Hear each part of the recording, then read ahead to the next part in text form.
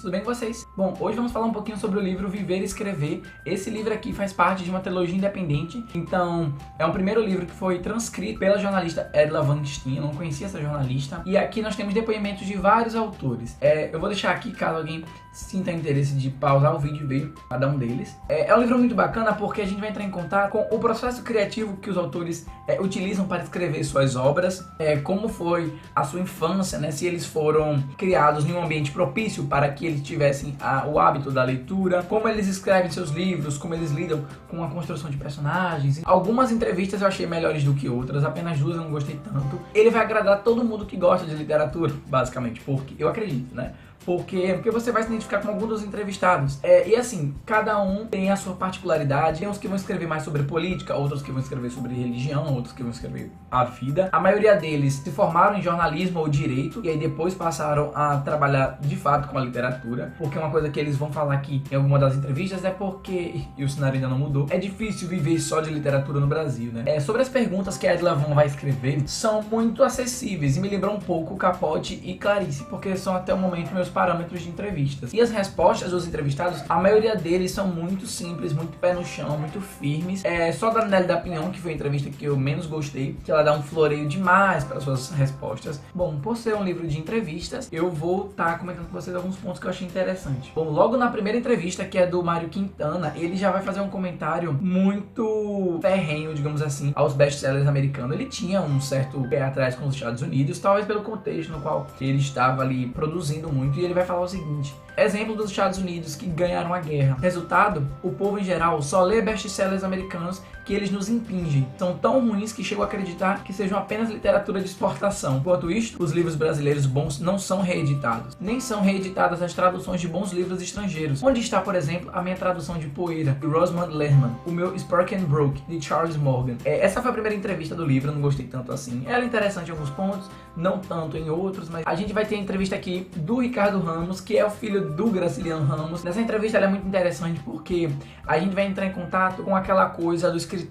que crescem baseado na imagem do pai. Então assim, vários comparativos são traçados durante toda a vida, né? Foram traçados. E essa entrevista ela vai mesmo para esse lado. Então assim, como foi que ele lidou, sabendo que o pai dele era o Graciliano Ramos. Enfim, ele vai falar dos seus problemas, como ele teve que criar sua própria identidade, escrever seus próprios livros para poder ser reconhecido. Bom, das entrevistas a que eu menos gostei foi da Nelly da Pinhon. Porque, primeiro que ela dá respostas muito floreadas. Ela dá uma volta demais, ela enfeita muito sua resposta, uma coisa que não precisa. E às vezes chega ao cúmulo dela não responder o que a Edla perguntou, sabe? Ela vai dando seus comentários, mas não tem nada a ver, isso me irritou. E também um comentário que ela faz sobre os livros didáticos. Chega um momento que a Edla fala qualquer coisa do tipo: como é que foi, como é que era você na escola, né? Como é que você se comportava na escola, como você lidava com os estudos. E ela fala qualquer coisa do tipo: pra mim nunca me interessou muito, porque se eu já tinha os meus autores clássicos, por que eu me importar com os livros didáticos da escola? Sendo que assim, você não aprende geometria com Dostoiévski. Bom, mas ela fala uma coisa muito interessante sobre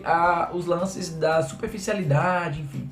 Na página 65, a jornalista, né, pergunta se ela nunca leu nada de supérfluo. E ela vai falar uma coisa muito interessante. E aí eu tenho que dar o braço a torcer. E ela responde: li o supérfluo, o essencial, o que me viessem às mãos. E a casa era toda minha para os livros empilhados segundo o ritmo sempre voraz da leitura. O mundo parecia-me encantatório enquanto narrado por seres desconhecidos que invadiam as paredes, grudavam-se aos objetos até finalmente serem substituídos por outros narradores igualmente destinados a narrar, a me fazerem crer na vida, ensinando-me os seus excessos, a norma básica de que havia que se exceder para se concretizar a aproximação humana. Não, a vida não era o que eu via, o que se deixava tocar, o que me ensinava. Seu arcabouço completo ia muito além do previsto, do que se podia alcançar a olho nu, ao simples tato. Então assim, algumas respostas desses autores são bem satisfatórias, porque vão dialogar bastante com as nossas experiências de leitura, né? Essa coisa da gente ter crescido no meio literário ou não, isso vai gerando uma certa empatia para quem está lendo.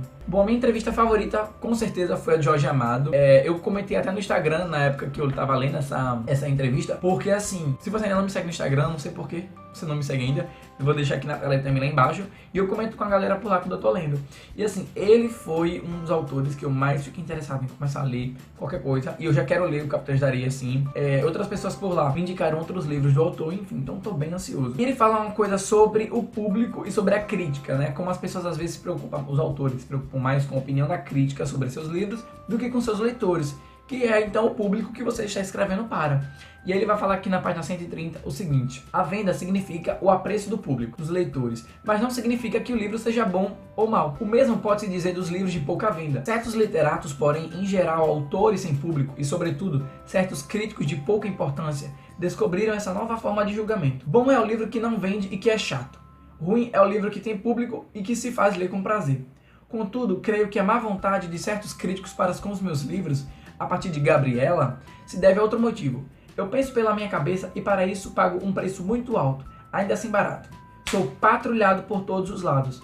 Tenho notado que certos críticos falam de livros meus e neles baixam pau sem sequer os terem lido. O fato importa-me pouco, mas vale uma carta de leitor que se emocionou com a leitura de um romance meu do que um artigo de certos mestres da crítica. Eles não têm a menor influência sobre o público que sabe o que quer. Assim, a entrevista do Jorge Amado é um tapa na cara. A gente fica sabendo como ele cresceu já no meio que propício. Quando ele estava já jovem, né? Enquanto ele era criança, não. Porque ele vai viver ali uma infância muito complicada, no meio de jagunços, aquela coisa do interior. Mas digamos que ele sempre estava no lugar certo, na hora certa. Então ele soube aproveitar as oportunidades da vida, digamos assim. O livro também vai falar sobre aquela coisa de que todo romance ou toda obra literária tem sim um pezinho do autobiográfico. Então tudo que o autor vai estar vivenciando ou que ele já vivenciou vai estar de alguma forma implícito nas suas obras, né? Isso é muito interessante. E aí assim, na página 150, eu achei maravilhoso, porque o meu problema com a Nélida, como eu falei, foi nesse floreio todo. E na entrevista com o Gilberto Coutinho, que também foi uma entrevista muito boa, eu não conhecia esse autor, ele vai falar: para que a literariedade do trabalho fique bem caracterizada. Fujo ao beletrismo, à sedução da palavra pela palavra. Mas, por outro lado, não se pode pensar num abastardamento formal, tratando-se de literatura, em nome de uma tentativa de comunicação mais fácil com o público. Isso é demagógico e até meio fascista, como uma tentativa de obter o nivelamento por baixo. Repudia o rebuscamento formal, mas, ao mesmo tempo, exige um trabalho literário que seja bem elaborado. É mais fácil escrever complicado. A simplicidade é difícil, muito difícil. Então assim, para que uma obra seja boa, seja reconhecida, ela não precisa, sabe, dessas voltas todas que o autor vai dar para se mostrar: ah, eu entendo o que eu tô falando. Não precisa. Enfim, é um livro incrível porque a gente vai acabar entrando em contato de fato com várias das ramificações que moldam então o autor, o jornalista, o contista, o dramaturgo, né? Todo mundo que trabalha ali com a literatura de alguma forma, com a produção artística, tem ali o seu nível de importância dentro desse livro. Aqui na página 181, na entrevista de Inácio de Loyola Brandão, ele fala uma coisa: tenho dito sempre que disciplina e vontade são qualidades que devem estar muito fortes dentro do autor brasileiro, porque num país onde tudo conspira contra a gente, só vontade e disciplina tornam um escritor indestrutível. Então é aquela coisa, se você quer ser escritor, se você almeja começar a escrever suas próprias histórias, que você tenha paciência, que você tenha disciplina, que não perca o foco. E uma coisa que também é abordada nesse livro é como você precisa ler de tudo para poder se encontrar no gênero que você quer escrever. Então assim, leia a biografia, leia romance, leia ficção científica, leia de tudo. Vai que você acaba gostando de um deles e se encontra mais, né? Pois é, gente, enfim. Bom, o que eu estava falando, eu acredito que era sobre a resposta do Ledo Ivo, né? A resposta que ele deu para a Edla Van Steen, quando ele perguntou de que vive o poeta, né, do que ela perguntou, de que vive o poeta Ledo Ivo. E aí ele responde: como quase todos os escritores brasileiros, vivo de tudo menos das letras. Sou jornalista desde a adolescência, embora formado em Direito, jamais advoguei e a minha vida se arrumou fundamentalmente com o meu ofício jornalístico. Nela, os direitos autorais sempre representaram muito pouco, apesar da regularidade de minha presença no panorama editorial. De certo, este problema não é só meu, é da quase totalidade dos escritores nacionais. A nossa literatura não tem internacionalidade, pois a palavra universalidade é suntuosa demais. O nosso mercado interno é estreito. O sistema literário nacional ainda não se libertou do ranço colonial que faz da produção artística um artefato ornamental, quase sempre utilizado para abrir caminho em outras profissões. As condições de vida do nosso povo não permitem a existência de um mercado livreiro fora das capitais. O caráter decorativo da literatura brasileira, uma literatura de amadores, produzida habitualmente nos fins de semana, é de tal modo enraizado na consciência comunitária que os problemas materiais do escritor quase nunca são ventilados e debatidos.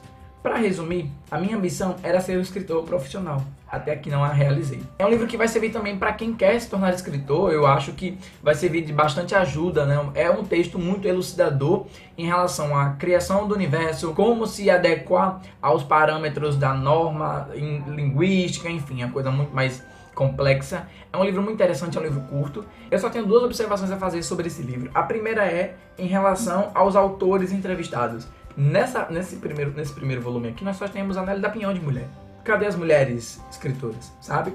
E aí só tem homens aqui, enfim. E a segunda é sobre a edição que nós temos. Infelizmente, muitos títulos interessantes que a LPM Pocket publica, só tem a LPM Pocket. Então, assim, é meio triste, porque assim, um livro de entrevistas tão bacana como esse deveria ser reeditado numa edição maior, com folhas amarelas, enfim. Sobre a Edla Van Steen, eu acabei procurando depois algumas coisas aqui no YouTube. Nós temos trechos de, talvez seja um documentário, não sei, dela falando sobre o processo criativo, sobre, né, enfim, sobre a vida dela enquanto escritora, jornalista, muito interessante. E uma coisa bacana que eu gostei de ver nesses vídeos foi porque ela se mostrou uma jornalista autêntica, sabe? Gente como a gente, não aquele tipo de pessoa, aquele intelectual, que quando ele chega num certo nível de status, ele se torna arrogante. E assim, esse tipo de gente eu passo pra frente. Bom, enfim, já falei demais aqui, espero que esse vídeo não tenha ficado enorme. Se vocês já leram alguma coisa desses entrevistados aqui, ou da própria Edla Van Steen, que eu quero muito ler um romance só dela, deixa aqui nos comentários, vamos conversar. O que é que vocês acharam das partes que eu comentei? Clica no gostei, se inscreve aqui no canal caso você ainda não esteja inscrito e goste desse tipo de conteúdo. Me siga nas redes sociais. E é isso, gente. Até a próxima. Tchau.